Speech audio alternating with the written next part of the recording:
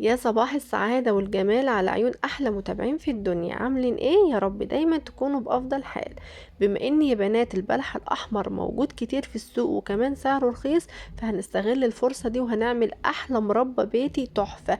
طعمها تحفة وصحية وجميلة، وكفاية ان احنا عاملينها بنفسنا في البيت، متأكدين ان هي قد ايه آمنة كده وصحية لينا ولأطفالنا. لو أول مرة بقى بتشوفوني يا بنات، أنا رنا. ما تنسوش تعملوا لايك للفيديو، كمان تشتركوا في القناة واعملوا مشاركة للفيديو عشان الكل يستفيد. ويلا حالا نبدأ في مربى البلح الأحمر التحفة دي. بس ما ننساش الأول نصلي على سيدنا محمد عليه أفضل الصلاة وأتم التسليم. معايا هنا يا بنات حوالي 3 كيلو من البلح الأحمر، وطبعا هو موجود كتير في السوق وكمان سعره رخيص، يعني تقريبا الكيلو ونص بلح من الأحمر ده ب10 جنيه.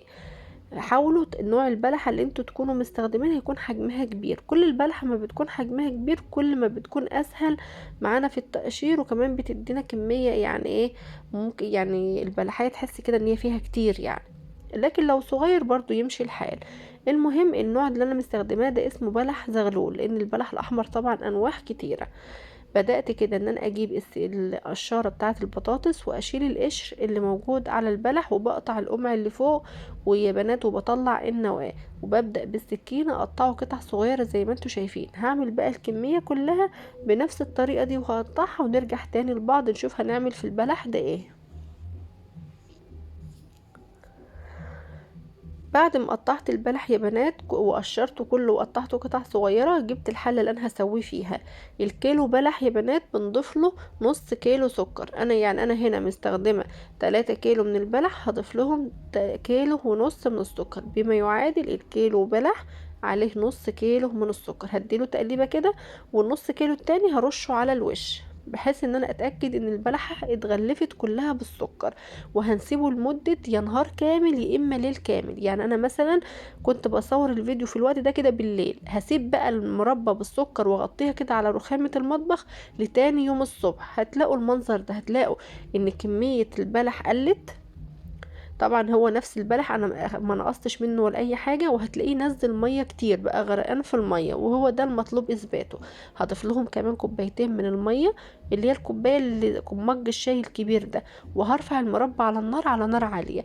اول ما هتبدا في الغليان زي ما انتوا شايفين كده يا بنات، هنزل بعصير 3 ليمونات، بما يعادل ان كيلو البلح يا بنات عليه ليمونه. يبقى كده كيلو البلح او كيلو المربى البلح اخد نص كيلو سكر وعصير ليمون. وهسيبه بقى على النار، وبخلي غطا موارب مش مقفول قوي على المربى عشان المربى بتفور يا بنات.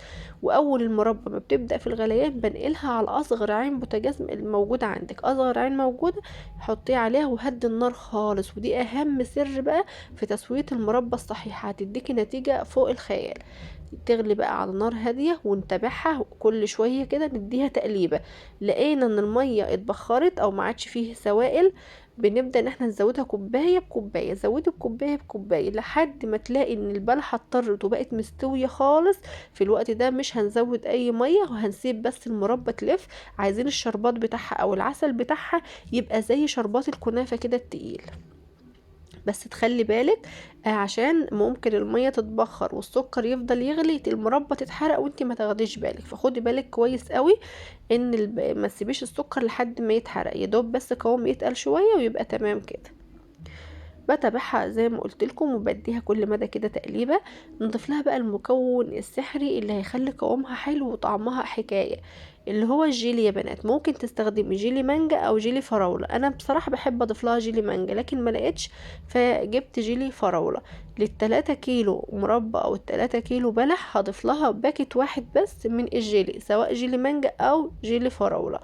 وهسيبها على النار بقى لمدة 10 دقايق مع الجيلي.